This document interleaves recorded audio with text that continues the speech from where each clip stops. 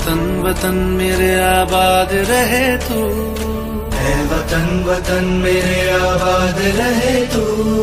मैं जहाँ रहूं जहाँ मैं याद रह... हेलो बच्चा पार्टी, गुड मॉर्निंग। आज के सेशन में हम लोग बात करने वाले हैं इलेक्ट्रिक करंट चैप्टर के एक very very important topic Kirchhoff's law के बारे में। ठीक है, इसमें है क्या, ध्यान से समझिएगा। हमने ओम का नियम पढ़ा हुआ है। ओम के नियम में विभवांतर ज्ञात करने के लिए, धारा का मान ज्ञात करने के लिए हम लोग सिंपल सर्किट में ओम का नियम का यूज करते थे। सिंपल सर्किट का मतलब कुछ इस प्रकार से, ऐसे ऐसे श्रेणी क्रम संयोजन, समांतर क्रम संयोजन आप इस प्रकार से पढ़े हैं।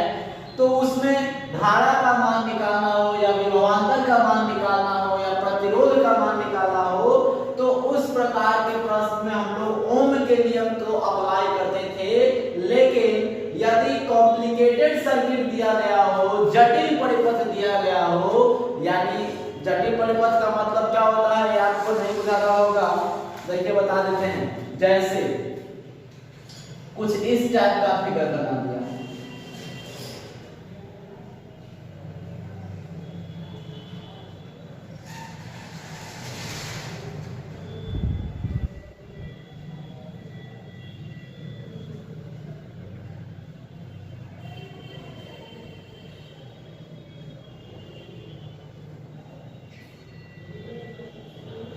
इस टाइप से अगर फिगर बना दिया जाए तो इसमें देखिए बहुत सारे प्रतिरोध भी हैं, बहुत सारे ईएमएफ भी जुड़े हुए हैं।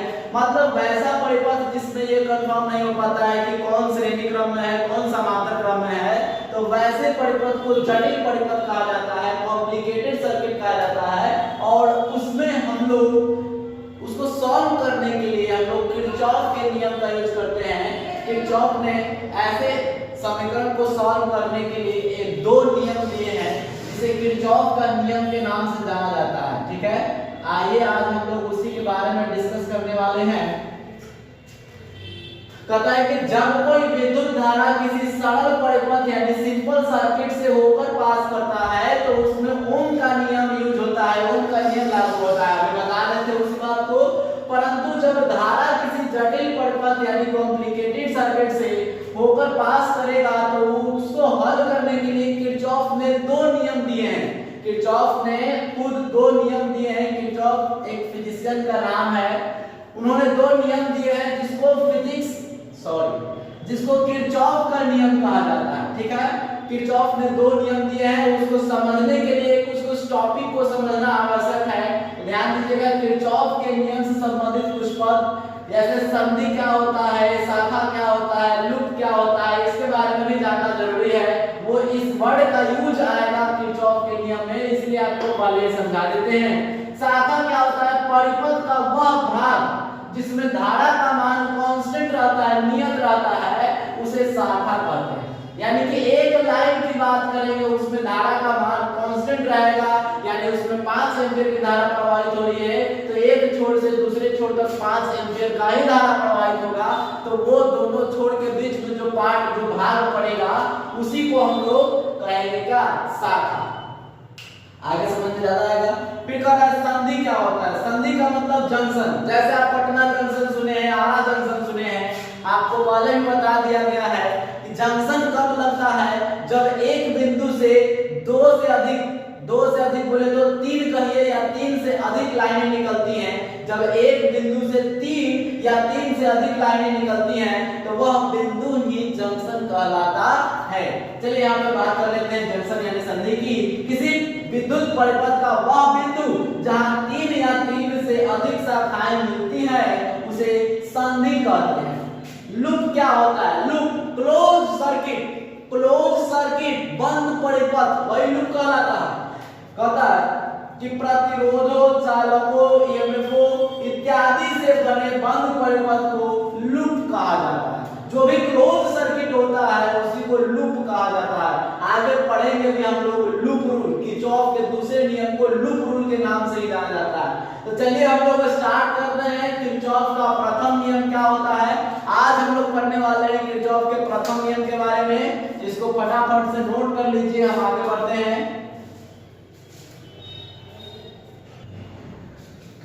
चलिए हम लोग बढ़ते हैं आगे। आगे है किरचॉफ का प्रथम नियम, किरचॉफ फर्स्ट लॉ। इसको जंक्शन रूल भी, जंक्शन रूल को हिंदी में कहते हैं संधि नियम, इसको जंक्शन रूल भी कहा जाता है। और तो और इसको किरचॉफ करंट लॉ भी कहा जाता है, जिसको शॉर्ट फॉर्म में KCL बोलते हैं। ठीक है, जैसे आप लोग गुड मॉर्निंग को GM बना देते हैं, उसी प्रकार किरचॉफ करंट लॉ का शॉर्ट फॉर्म क्या है? KCL। याद रखेंगे, फर्स्ट लॉ को KCL कहते हैं, सेकंड लॉ को KVL कहते हैं। याद करिएगा क्या है KCL, यानी कि किरचॉफ का प्रथम नियम। आइए जानते हैं। कहता है कि किरचॉफ के प्रथम नियम के अनुसार किसी विद्युत परिपथ में किसी संधि पर मिलने वाले, संधि पर वह पॉइंट जहां पे 3 या 3 से अधिक बिंदु मिल रही हो, 3 या 3 से अधिक शाखाएं मिल रही हो, वह बिंदु जिस पर 3 या 3 से अधिक शाखाएं मिल रही होगी उसको संधि कहा जाता है। तो बउआ कह रहा है कि किरचॉफ के प्रथम नियम के अनुसार किसी विद्युत परिपथ में किसी संधि पर मिलने वाली सभी धाराओं का बीजगणितीय योग यानी अलजेब्रिक सम 0 के बराबर होता है, 0 के बराबर होता है। जैसे इसका अर्थात कर लीजिएगा, समेशन ऑफ i बराबर में क्या? 0। ध्यान दीजिए। दूसरे शब्दों में अगर बात करें तो कहता है इस नियम के अनुसार किसी विद्युत परिपथ में किसी संधि पर प्रवेश करने वाली सभी धाराओं का योग, प्रवेश करने वाली जो इंटर कर रहा है, मान लीजिए कि ये कोई संधि है और इस पर ये करंट इन कर रहा है, प्रवेश कर रहा है, ये भी प्रवेश कर रहा है, लेकिन ये आउटगोइंग है, ये आउटगोइंग है, ये इनकमिंग है। ये 3 को देखिए करंट प्रवेश कर रहा है और ये 2 को बाहर जा रहा है। तो कहता है कि प्रवेश करने वाली सभी धाराओं का योग उसी संधि से निकलने वाली धारा के योग के बराबर होता है। यानी ये प्लस ये बराबर ये प्लस ये हो जाएगा। यानी टोटल इनकमिंग करंट बराबर होगा टोटल आउटगोइंग करंट के। ठीक है, यही है किरचॉफ का प्रथम नियम। आइए समझते हैं फिगर से। फिगर में क्या कर रहा है, देखिए ये एक संधि है, एक पॉइंट है जिस पर से 5 शाखाएं निकली हुई हैं।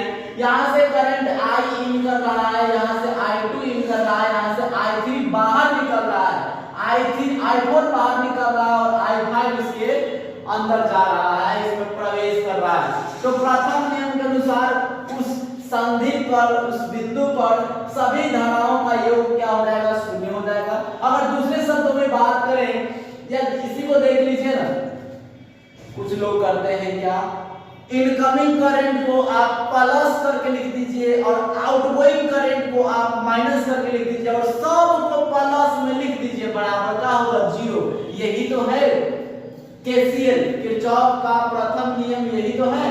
ध्यान दीजिए, यहाँ I1 इन कर रहा है तो प्लस में, I2 भी इन कर रहा है प्लस I2, I3 बाहर निकल रहा है तो माइनस I3, I4 बाहर निकल रहा है माइनस I4, I5 इन कर रहा है प्लस I5।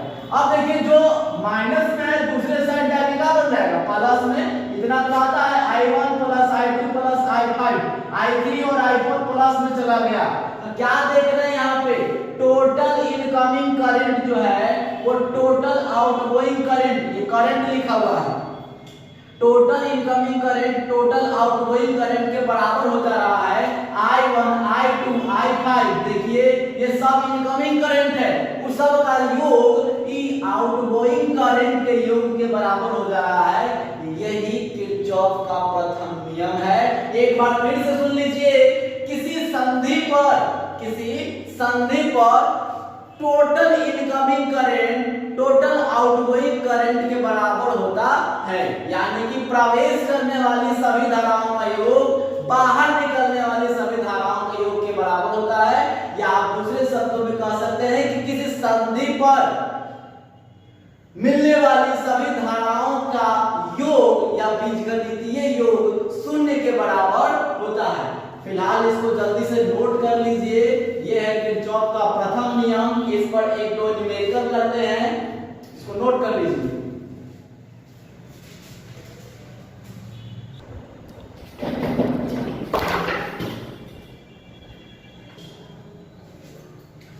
चलिए देखते हैं पहला क्वेश्चन। दिए गए चित्र में आई का मान याद करना है। ये करंट आउटगोइंग का मान कितना होगा, ध्यान दीजिएगा, इसको लेट कर लेंगे। माना कि सबको मान लीजिए I1 कर लीजिए।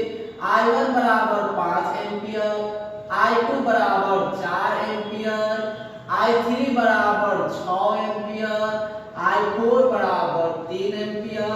तो I बराबर वाट। ध्यान दीजिए, इसमें अप्लाई करेंगे KCL।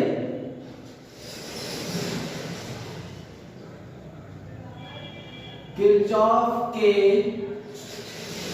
प्रथम नियम के अनुसार, किरचॉफ का प्रथम नियम क्या था? टोटल इनकमिंग करंट बराबर टोटल आउटगोइंग करंट। बताइए कौन कौन इनकमिंग है?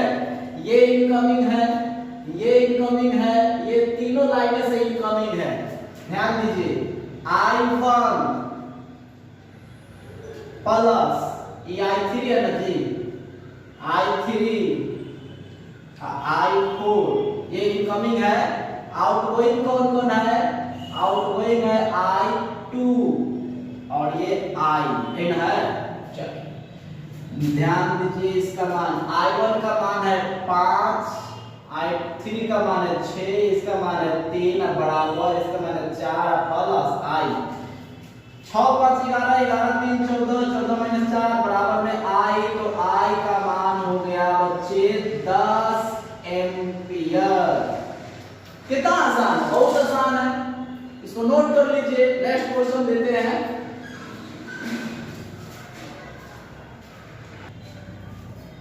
ध्यान दीजिए, हमारा नेक्स्ट क्वेश्चन है, इसमें करंट I का मान कितना होगा? तो लिखेंगे at junction P। Junction P पर बात करेंगे टोटल करंट की। ध्यान दीजिए, ये भी इनकमिंग करंट है, ये भी इनकमिंग करंट है, तो दोनों आपके जुट जाएगा ना, तो टोटल आपके यहाँ पे जुट जाएगा। I डैश कर लेते हैं, ये हो जाएगा 2 प्लस 3 बराबर कितना? 5 एम्पियर। ये दोनों मिलकर बन गया यहाँ 5 एम्पियर। अब प्रोग्रेस करके एक नया फिगर ऐसे बनेगा, ये दोनों मिलकर इकट्ठा हो गया है 5 एम्पियर, और ये इनकमिंग है 7 एम्पियर, 8 एम्पियर, और ये I नहीं मालूम है। ठीक है, ये जंक्शन Q है। लिखेंगे पुनः एट जंक्शन Q किरचॉफ के प्रथम नियम से, किरचॉफ के प्रथम नियम से लिख सकते हैं इनकमिंग करंट है तो outgoing current, total incoming current लिख सकते हैं टोटल इनकमिंग करंट बराबर क्या होता है? Total outgoing current, total outgoing current. चलिए, टोटल इनकमिंग करंट क्या है? 5 प्लस 7, और उधर क्या है? 8 प्लस I। 7 5 12 माइनस में 8 बराबर में I, तो I बराबर 8 4 12 होता है, यानी 4 एम्पियर। I का मान कितना होगा? 4 एम्पियर। सो सिंपल ना, सो नोट कर लीजिए जल्दी से।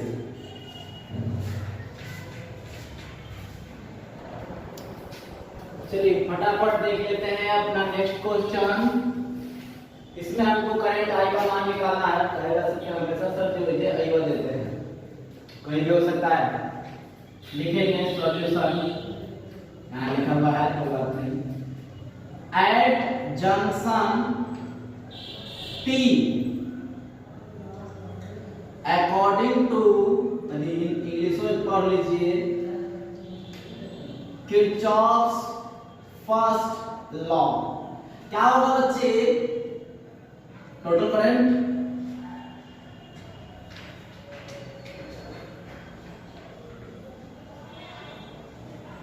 I1 1 कर देते हैं, ठीक है।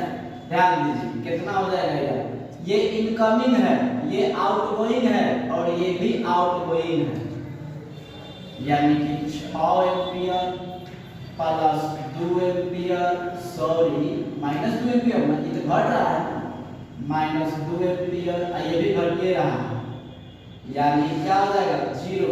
ये तीनों आपस में कैंसिल हो गया, यानी यहां से इधर कोई करंट नहीं जा रहा होगा, यहां से इधर अब कोई करंट नहीं जा रहा है।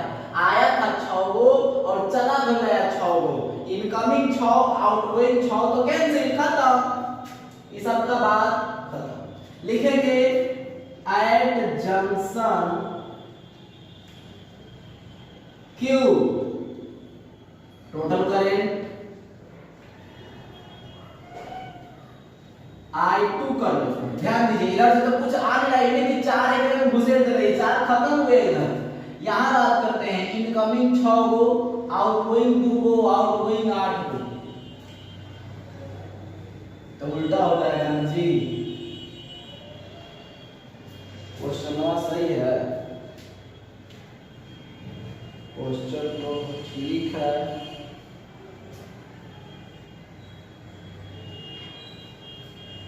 अच्छा यहाँ पे गड़बड़ी है,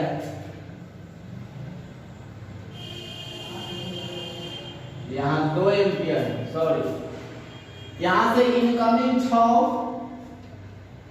आउटगोइंग 2 प्लस 2, यानी कि दोनों में से 2 घट जाएगा तो क्या बच जाएगा 2 एम्पियर, है ना 2 एम्पियर। देखिए यहाँ से 2 एम्पियर इधर से घट जाएगा, लिखेंगे at junction R,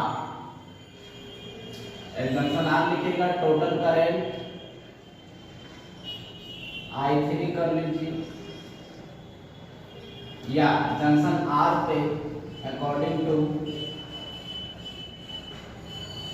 Kirchhoff first law, यहाँ वो लगा देते हैं टोटल इनकमिंग बराबर टोटल आउटगोइंग। टोटल इनकम यहाँ से भी 2 गो आ रहा है, ये 2 गो कैंसिल नहीं हुआ है, बचा हुआ है, देखिए 6 गो, 2 गो गया 2 गो गया, तो 2 गो बचा है ना, तो 2 गो ये इधर आएगा, लिखेंगे ये इनकमिंग हो रहा है तो 2 इनकमिंग हो रहा है 6 और